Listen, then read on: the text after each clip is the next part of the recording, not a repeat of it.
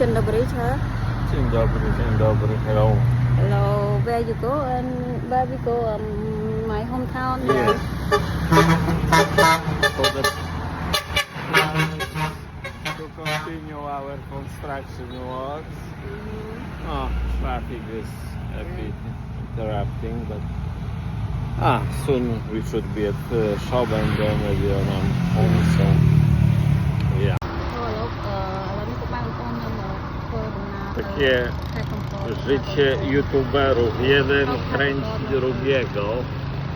Strojnek też sobie tam coś publikuje, więc... Ale powiedzmy, że to niech będzie egzemplifikacją tego szaleństwa.